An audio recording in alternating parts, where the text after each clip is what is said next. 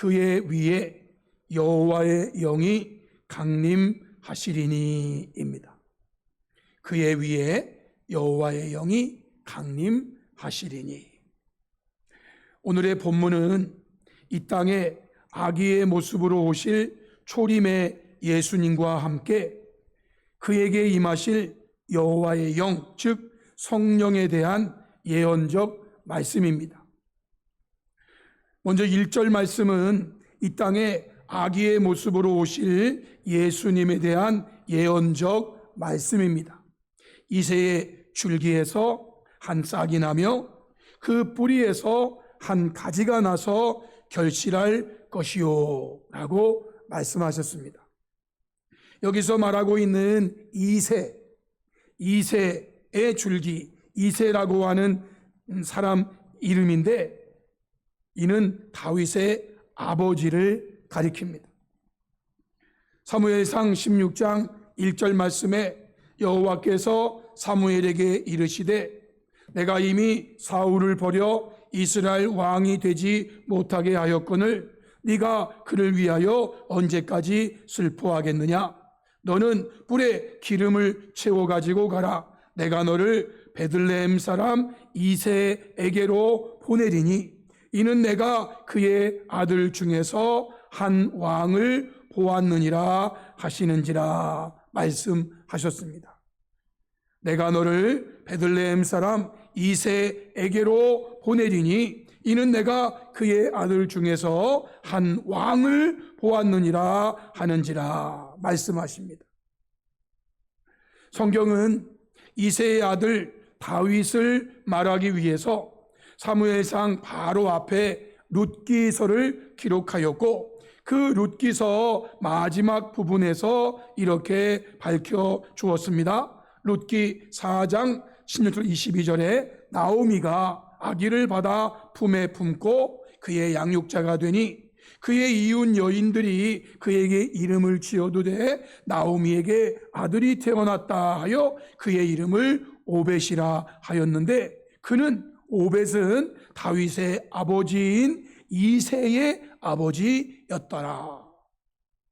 그러면서 베레스의 계보는 이러하니라.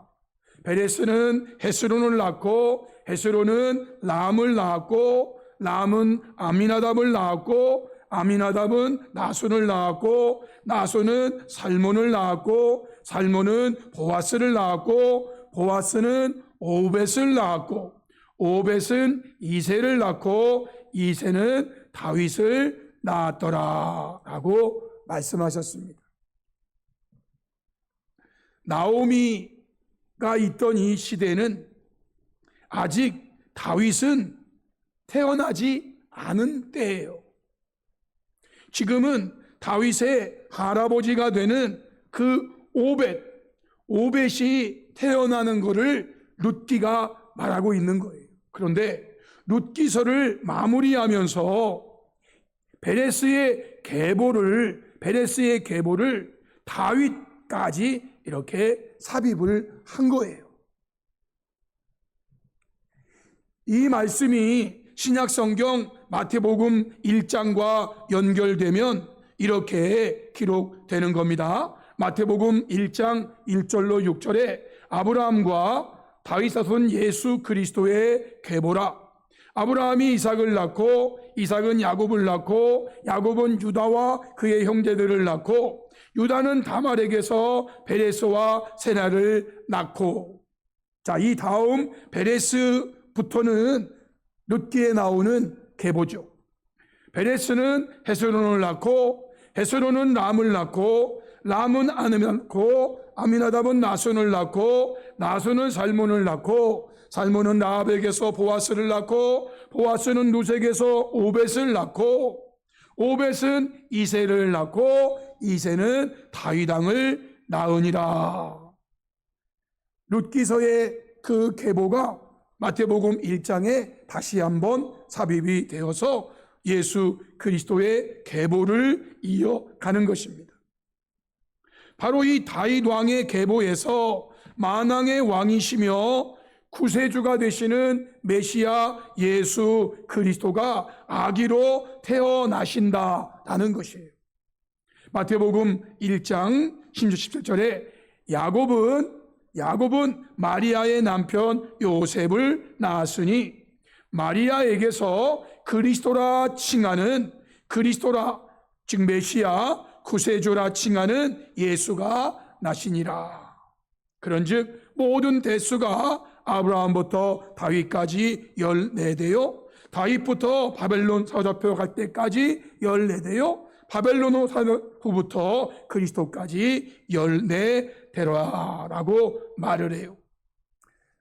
사실은 이 안에 14대로 끊어서 그렇지 그 중간중간에 빠진 인물들이 사실은 있어요. 근데 14대로 14대 14대 어떤 사람은 이 14라는 말은 다윗의 이름을 전부 히브리 그 문자는 우리말로 알파벳에 숫자가 다 있거든요. 그래서 다윗이라는 이름을 히브리어로 쓰고 거기에 숫자를 표시해서 다 더하면 14, 14가 나오는 거예요. 그래서 예수 그리스도의 계보를 다윗을 중심으로 편성을 하다 보니까 중간에 16, 17이면 두세 명은 빼고 14대로 맞추는 그러한 작업을 사실은 한 거죠. 왜냐하면 다윗을 중심으로 메시아 예수 그리스도라 칭하는 예수가 나시는 것을 보여주기 위해서입니다. 이러한 말씀이 오늘 본문의 1절을 설명하는 거예요. 이새의 줄기에서 이새는 다윗의 아버지죠. 이새에게서 한 싹이 나며 그 뿌리에서 한 가지가 나서 결실할 것이다. 현대어 성경은 이 부분을 이렇게 추가 설명했어요. 다윗 왕가의 계열이 마치 한 그루의 나무처럼 잘려 끊어질 것이다. 그러나 그 그루터기에서 새 순이 하나 돋아오를 것이다. 그렇다. 그 옛 뿌리에서 새 싹이 하나 돋아날 것이다. 여기 새싹. 이것은 이 땅에 태어나실 예수님, 그 예수님이 바로 메시아이시고 그리스도라고 하는 단어로 여기에 사용되었다라는 것입니다. 이사야는 이렇게 해서 태어나실 아기가 바로 하나님이시라는 것을 먼저 분명하게 밝혀줍니다.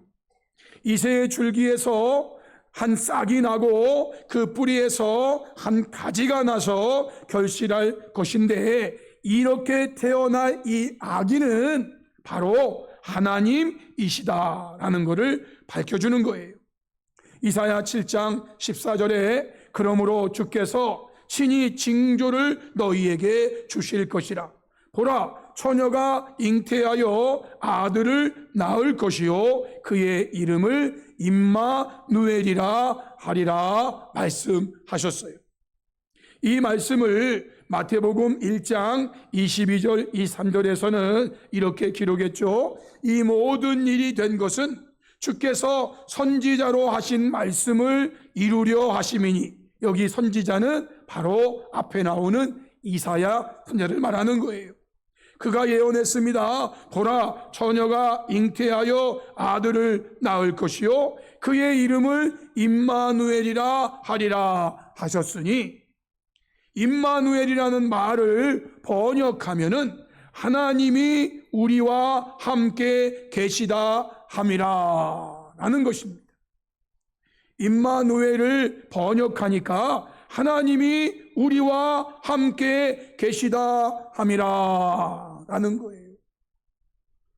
여러분, 임마누엘에 대한 이 예언은요, 선지자가 당시 왕 아하스에게 하나님께 한 징조를 구하시면 징조를 주실 겁니다 라고 했는데 아하스는 내가 하나님께 징조를 구하지 않겠소 라고 말했어.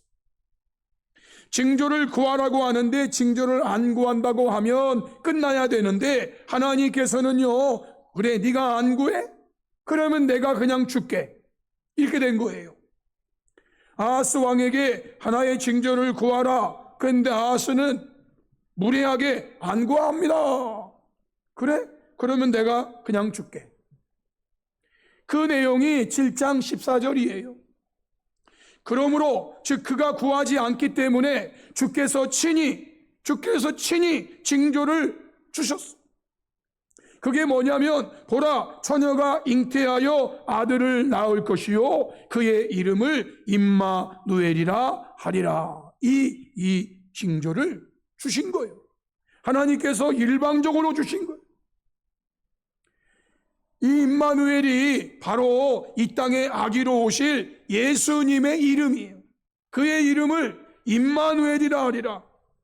그분이 누구신가? 바로 하나님이 우리와 함께 계시다 함이라. 그분이 하나님이시라는 것을 말씀하는 거예요.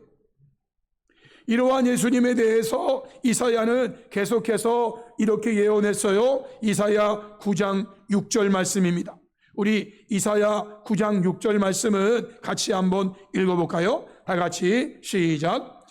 이는 한 아기가 우리에게 낳고 한 아들을 우리에게 주신 바 되었는데 그의 어깨에는 정사를 메었고 그의 이름은 기묘자라 모사라 전능하신 하나님이라 영존하시는 아버지라 평강의 왕이라 할 것임이라. 아멘.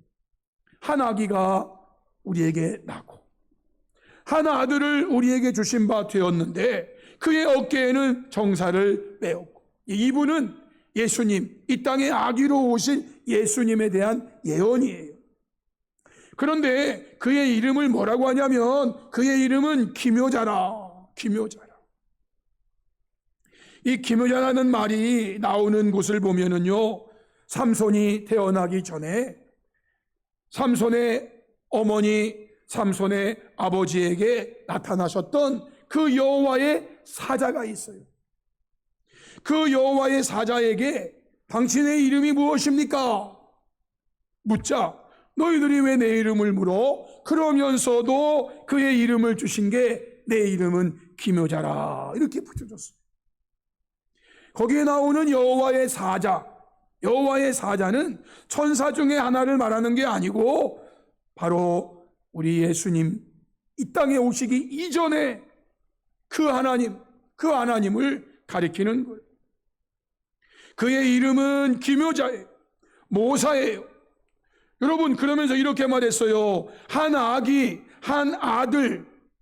아기가 우리에게 낳고 한 아들을 우리에게 주신 바 되었는데 그의 어깨에는 정사를 메었어요. 그리고 그의 이름이 뭐냐면은요, 여러분, 그의 이름은 전능하신 하나님이라, 영존하시는 아버지라, 평강의 왕이라 할 것임이니라. 우리 예수님을 평강의 왕이라고 표현할 뿐만 아니라 여러분, 우리 예수님을 직접적으로 그의 이름은 전능하신 하나님, 그의 이름은 영존하시는 아버지, 이 땅에 아기로 오신 예수님이 하나님이시다라는 것을 밝혀주고 있는 예언인 거죠. 예수님은 이 땅에 아기로 오시기 전에 이렇게 하나님으로 존재하였던 거예요. 저와 여러분들이 하나님을 칭하는 이 이름들, 그분은 전능하신 하나님이라, 그분은 영존하시는 아버지라, 그분은 평강의 왕이라, 예수님에게 그의 이름이 뭐냐는, 그의 이름을 이렇게 밝혀주는 거예요.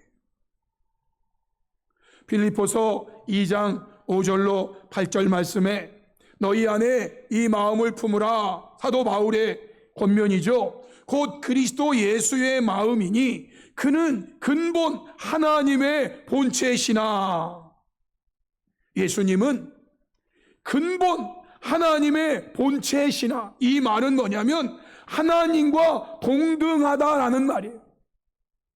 그는 근본 하나님의 본체시나 하나님과 동등됨을 취할 것으로 여기지 아니하시고 오히려 자기를 비워 종의 형체를 가지사 사람들과 같이 되셨고 사람의 모양 나타나사 자기를 낮추시고 죽기까지 복종하셨으니 곧 십자가에 죽으심이라 라고 말씀합니다.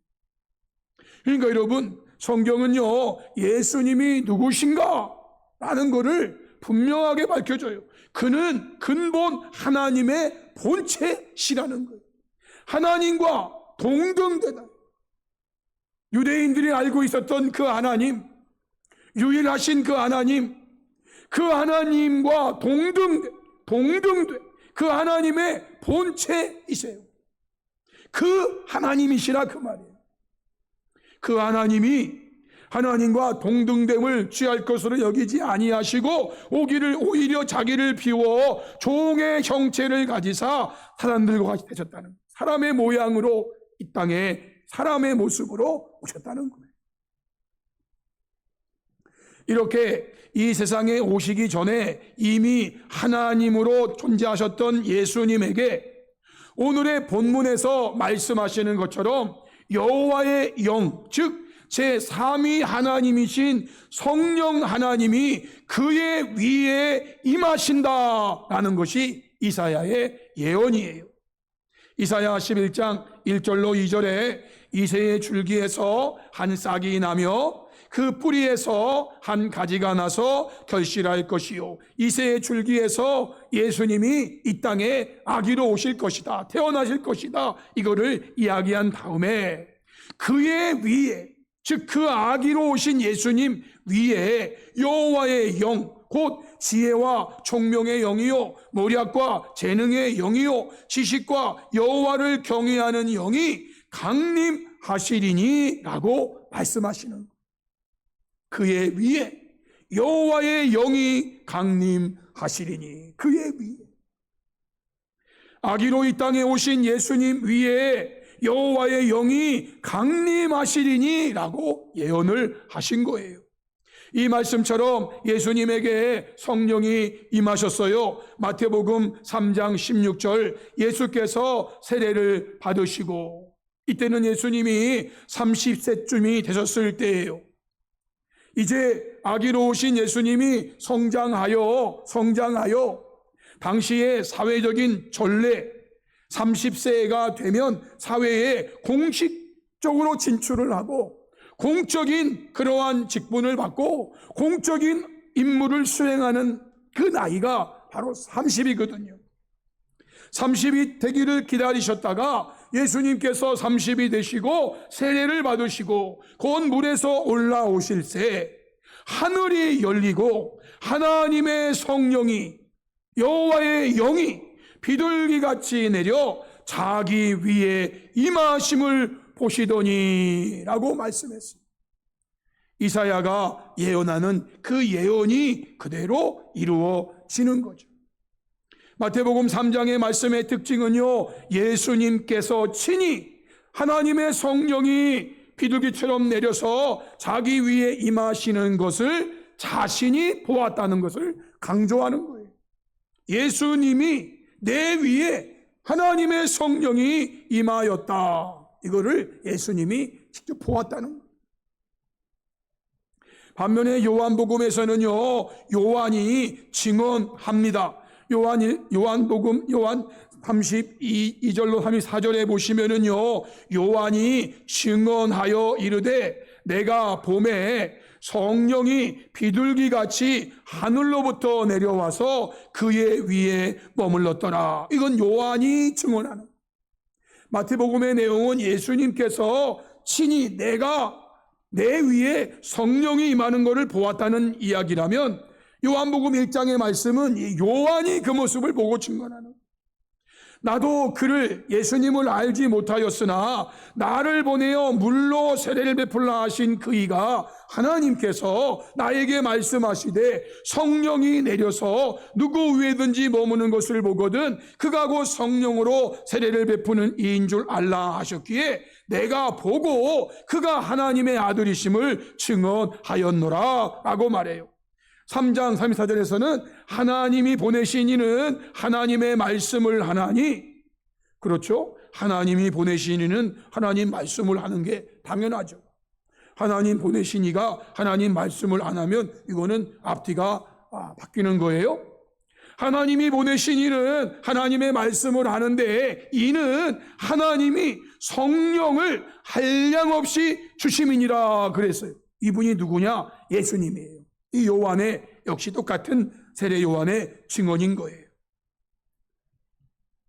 누가복음 4장 10절 21절의 말씀에 보면은 예수님께서 그 자라나신 곳 나사렛에 이르사 안식일에 늘 하시던 대로 회당에 들어가사, 우리 예수님이 안식일을 늘 하시던 대로 회당에 가셨대요. 안식일이면 늘 하시던 대로 교회에 가는 거예요.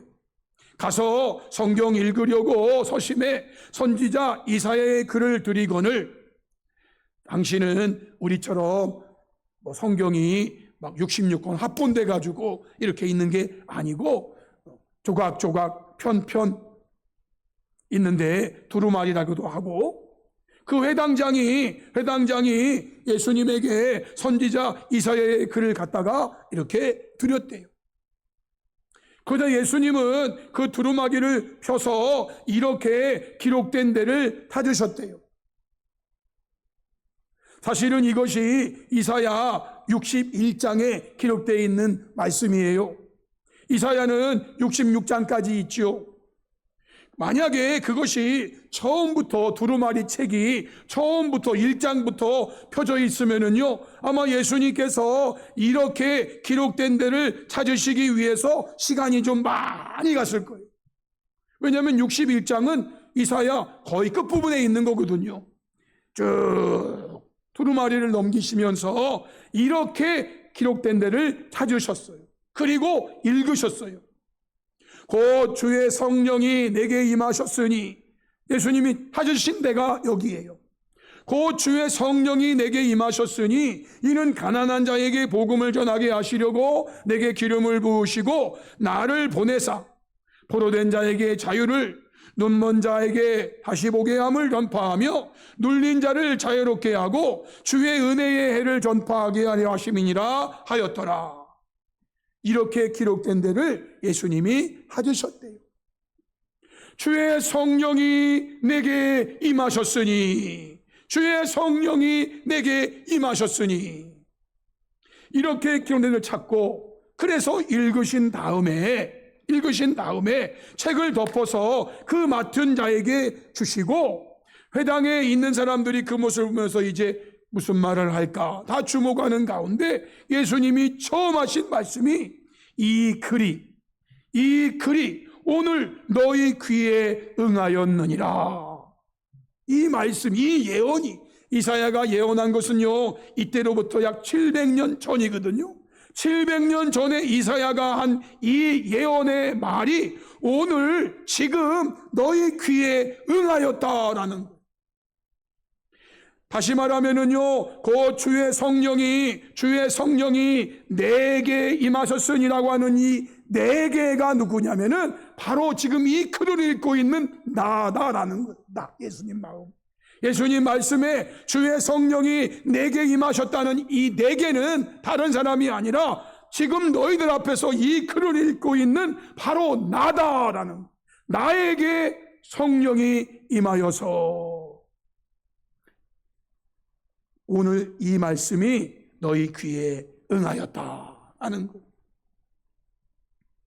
이사야 61장 1절로 2절에 주 여호와의 영이 내게 내리셨으니 이는 여호와께서 내게 기름을 부으사 가난한 자에게 아름다운 소식을 전하게 하려 하심이라. 나를 보내사 마음이 상한 자를 고치며 포로된 자에게 자유를, 갇힌 자에게 노임을 선포하며 여호와의 은혜의 해와 우리 하나님의 보복의 날을 선포하여 모든 슬픈 자를 위로하되 라고 말씀되어 있는 이 부분을 주님이 애써 찾으시고, 그리고 이 말씀을 읽은 다음에 그들에게 하시는 말씀이 이 글이 오늘 너희 귀에 응하였다라고 말씀하신 거예요.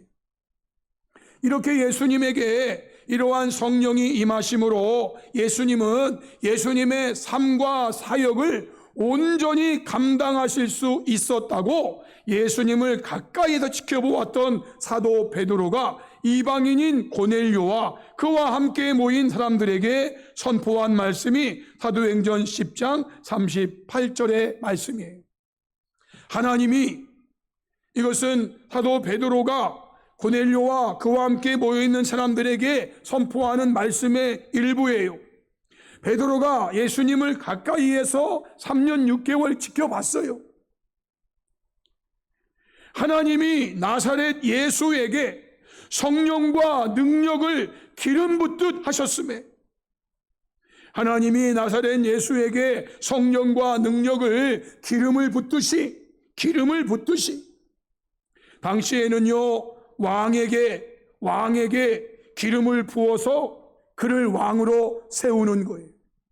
당시에는요 제사장에게 기름을 부어서 제사장을 세우는 거예요. 당시에는요 매번만은 아니지만 선지자에게 기름을 부어서 선지자를 세우는 거예요. 그래서 왕이 기름 부음을 받고 제사장이 기름 부음을 받고 제사장이 되고, 선지자가 기름 부음을 받고 선지자가 되는 거예요. 그리스도라고 하는 말은요 이 왕과 제사장과 선지자를 의미하는 거예요.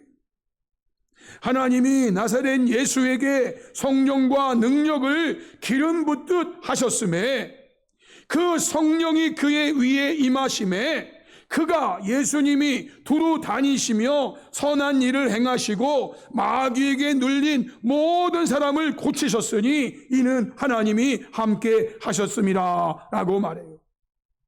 여러분, 성령 하나님은 제3위 하나님이세요. 하나님이, 성부 하나님이 나사렛 예수에게, 성자 예수에게 성령과 능력을 기름 붓듯 하셨어요. 그래서 그가 두루 다니시며 선한 일을 행하시고 마귀에 눌린 모든 사람을 고치셨다는 거예요. 예수님에게 성령이 임하심으로 예수님은 예수님의 삶과 사역을 온전히 감당하실 수 있었다고 지금 베드로가 증언하고 있는 거예요.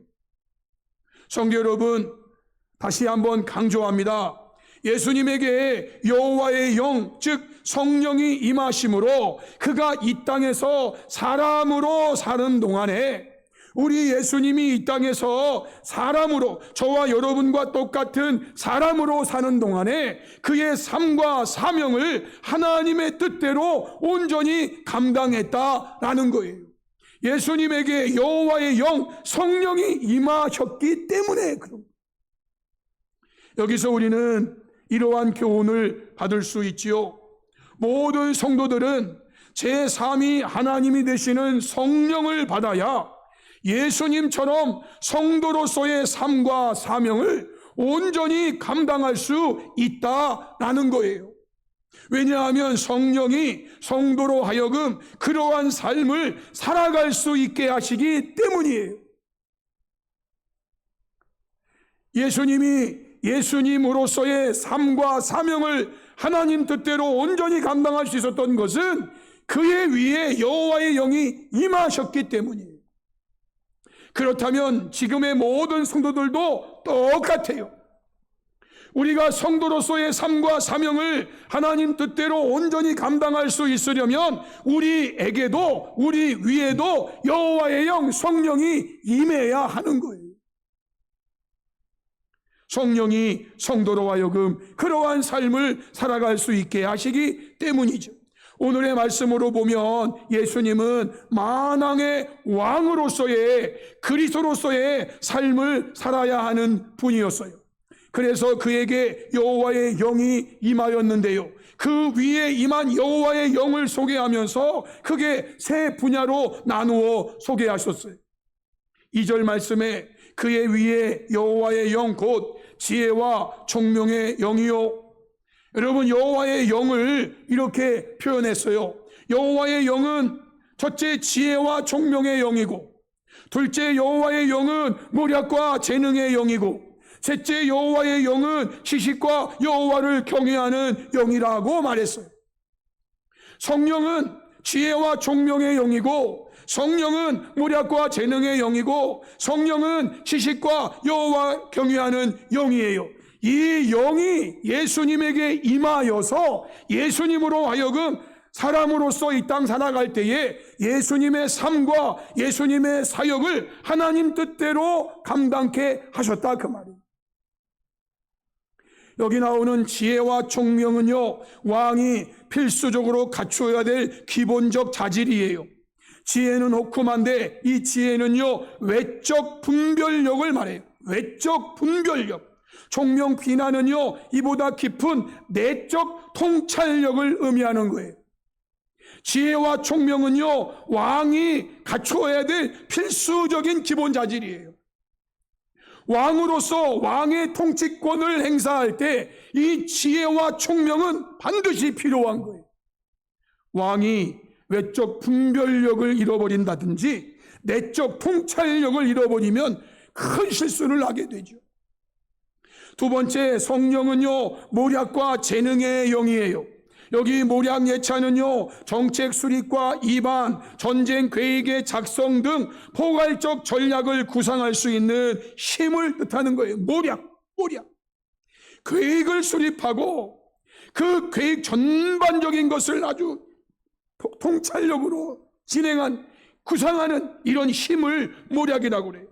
반면에 재능이라는 계보라는요, 군대를 이끌고 나가서 싸울 수 있는 영웅적인 힘을 뜻하는 거예요. 계획만 멋지게 수립하면 뭐합니까? 내가 10년 뒤에 이런 사람 돼야지. 계획만 멋지게 세우면 뭐예요? 그것을 실행할 수 있는 영웅적 힘이 필요한 거예요. 이것이 바로 재능, 권능이라고도 표현했어요. 세 번째, 지식과 여호와를 경외하는 영이에요. 이 둘은요, 여호와를 의리하는 믿음의 삶을 영위하는데 필수 불가한 것으로요, 여호와의 영은 왕으로 하여금 신앙에 있어서도 이렇게 정치적인 면이나 군사적인 면뿐만 아니라 신앙적인 면에 있어서도 소홀함이 없도록 힘을 북돋아 주시는 것이 지식과 여호와의 경외하는 영이에요. 지식 다이터라는 말은요, 하나님의 뜻에 대한 깊은 이해를 말하는 거예요. 하나님의 뜻, 하나님의 말씀에 대한 깊은 이해가 바로 지식이에요. 여호와 경외 이르와트는요, 하나님을 이론의 대상, 생각의 대상, 머리로만 아는 게 아니라 하나님을 경배의 대상으로 알고 하나님께 대한 왕의 절대적인 복종, 두려움을 말하는 단어가 바로 이르와트라는 단어예요. 성도 여러분, 이와 같은 성령이 예수님에게 임하여서 예수님이 만왕의 왕으로서의 사명을 감당한다는 내용이에요. 이사야 11장 2절에 대한 번역 성경을 보니까요, 현대인 성경에서는 이렇게 했어요. 여호와의 성령께서 그에게 자기 백성을 다스릴 지혜와 지식과 재능을 주실 것이며, 여호와의 성령께서 그에게, 예수님에게 자기 백성을 다스릴 지혜와 지식과 재능을 주실 것이며, 그는 여호와의 뜻을 알고 그를 두려운 마음으로 섬길 것이며 그랬어요. 현대어 성경은요, 그에게는 여호와의 영이 함께할 것이다. 지혜와 깨달음의 영, 방책과 용기의 영, 여호와를 알고 두려워하게 하는 영이 머무실 것이다. 효전세번역 성경은요, 주의 영이 그에게 내려오신다. 지혜와 총명의 영, 모략과 권능의 영, 지식과 주를 경외하게 하는 영이 그에게 내려오시니 라고 말씀했어요. 사실 성도 여러분, 이 마지막에 저와 여러분들이 하나님을 경외한, 우리가 하나님을 두려워하고 하나님께 복종하죠. 이것이요, 우리의 힘으로 그렇게 되는 게 아니에요, 여러분. 우리에게 임하신 성령 하나님께서 그분이 여호와를 경외하는 영이거든요. 여호와를 경외하는 영이 내게 오시니까 내가 여호와를 경외할 수 있는 거예요. 우리가 성경 말씀을 보면은 하나님의 뜻이 이거구나. 여러분들이 성경을 많이 봐서 여러분들이 공부를 많이 해서 깨달아지는 줄 아시죠? 아니에요. 우리에게 지식의 영이 임하셔가지고 하나님의 뜻을 알게 하기 때문에 알 수 있는 거예요.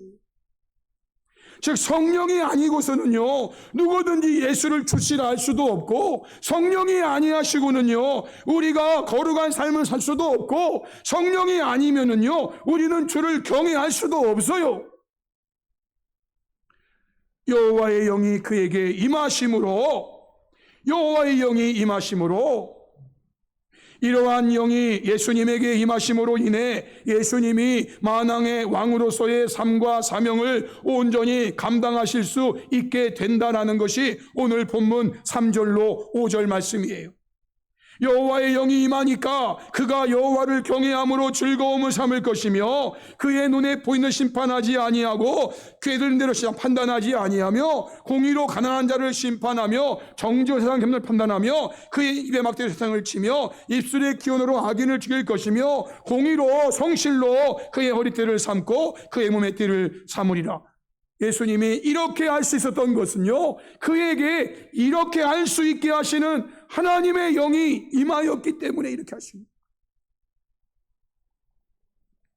사랑하는 성도 여러분, 그러기에 성도인 저와 여러분에게도 예수님에게 임하셨던 동일한 성령이 임해야 성도로서의 삶과 사명을 온전히 감당할 수 있게 된다는 교훈이 되는 거예요.